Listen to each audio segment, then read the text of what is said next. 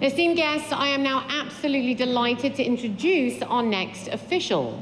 With a distinguished career in French politics, she has held multiple senior ministerial roles, including Minister of Defence and Minister of Foreign Affairs, breaking new ground for women in government.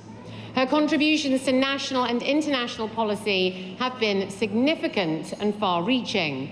Her steadfast support for Mrs. Mayam Rajavi and the Iranian resistance movement reflects her visionary leadership. I'm now absolutely delighted to welcome Michelle Alliot-Marie.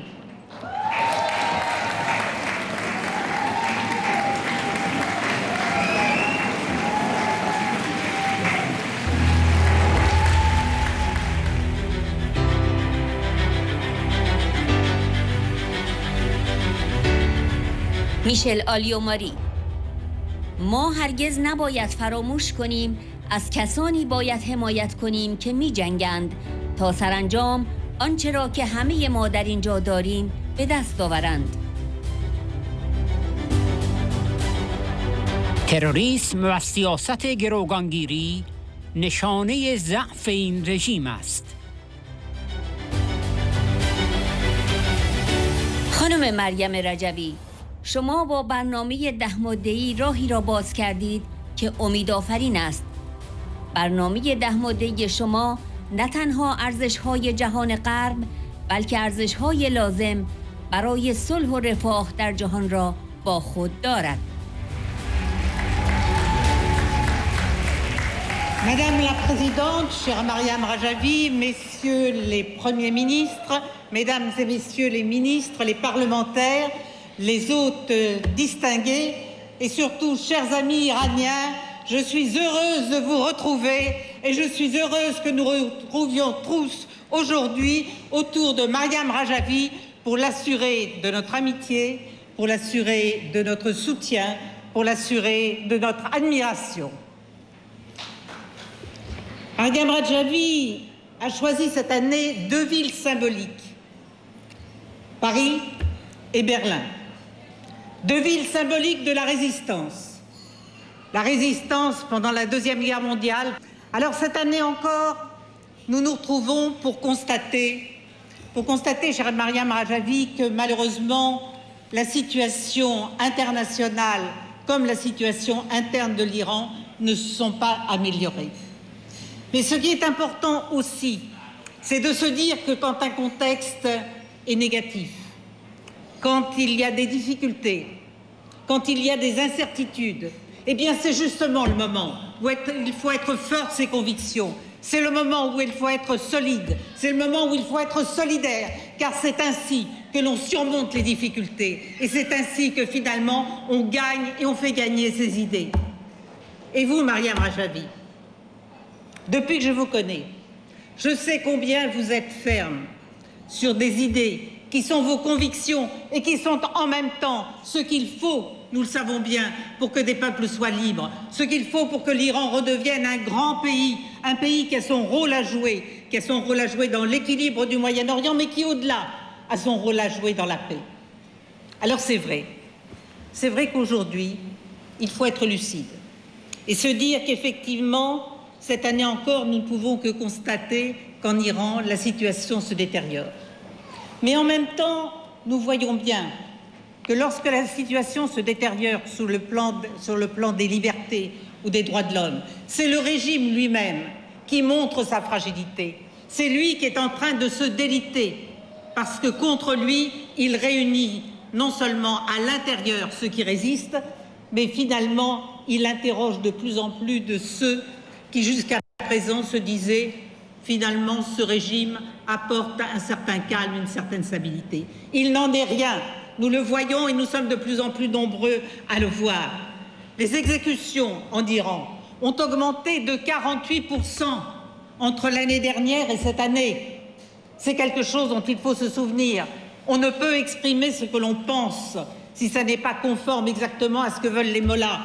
Nous voyons les manifestations qui sont réprimées dans le sang, des manifestations où des hommes, jeunes ou moins jeunes, ou des femmes, jeunes ou moins jeunes, ou des enfants sont tués parce que c'est un régime qui ne peut pas supporter la contradiction.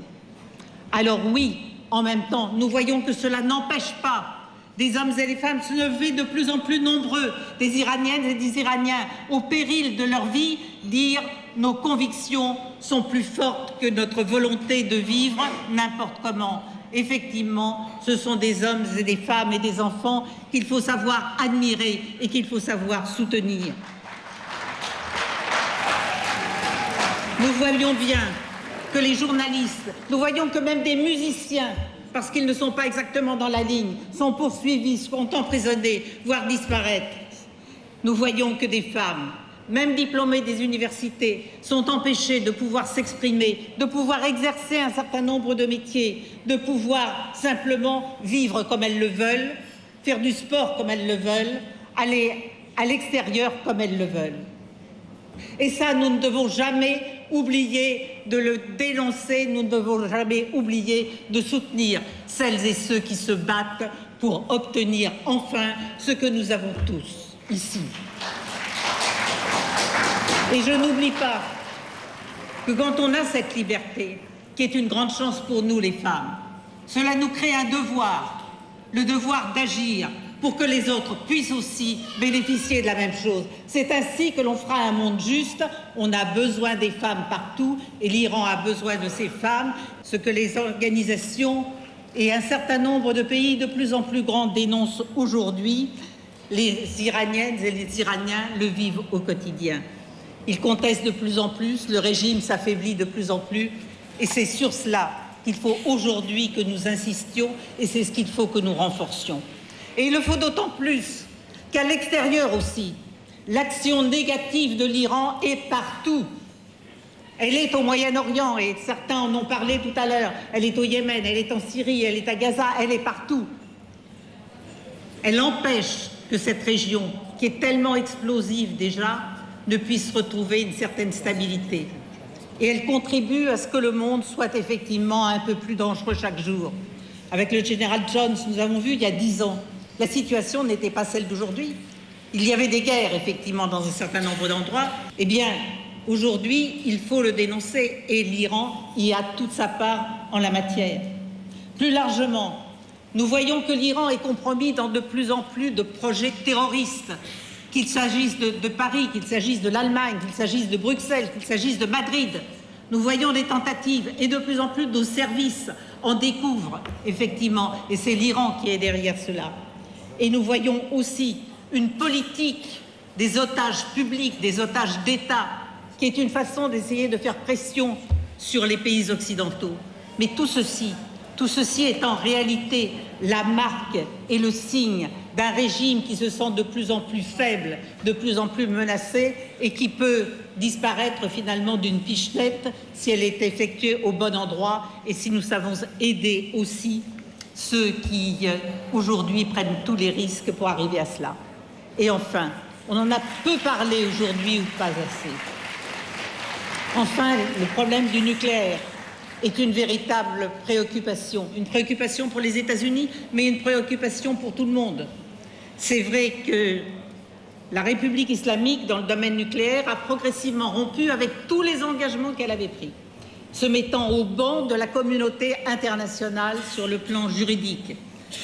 Cette année, le régime a pris encore des mesures supplémentaires, comme si, en détournant l'attention, il essaierait faire oublier sa fragilité à l'intérieur.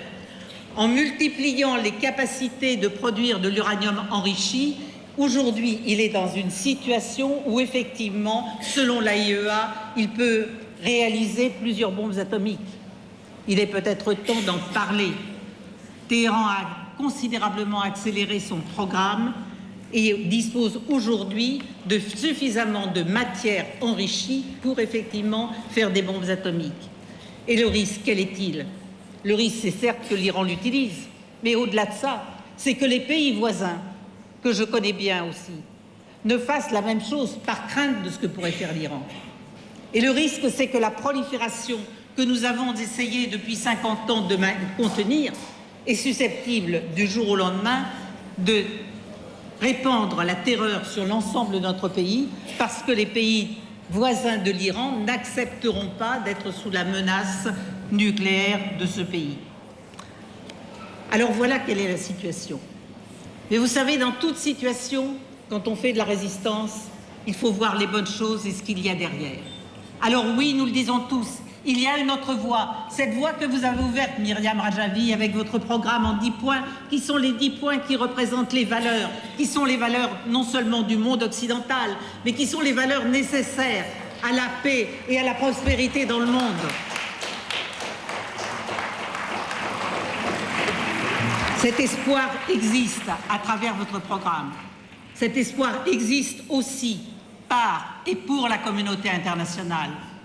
Elle commence un tout petit peu. Nous commençons à voir en Europe et dans d'autres pays, finalement, des voix de plus en plus officielles qui dénoncent de plus en plus officiellement ce qui se passe en Iran, qu'il s'agisse des exécutions, qu'il s'agisse de l'empêchement du travail pour les femmes, ou qu'il s'agisse de l'empêchement de toute expression, ou qu'il s'agisse du nucléaire et de l'action terroriste.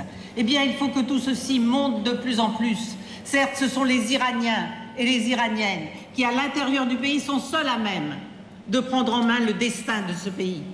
Mais il est important pour eux, et encore plus quand ils sont dans la résistance et dans la difficulté, qu'ils sachent que nous sommes derrière eux, que nous les approuvons, que nous les aidons, qu'ils ont raison, et qu'effectivement, dès qu'ils seront au pouvoir, nous serons tous là pour les aider à faire de l'Iran le grand pays qu'il mérite d'être, pour faire de l'Iran un pays dont le nom rime avec liberté, avec démocratie, avec laïcité, avec égalité entre les hommes et les femmes, avec prospérité et surtout avec paix.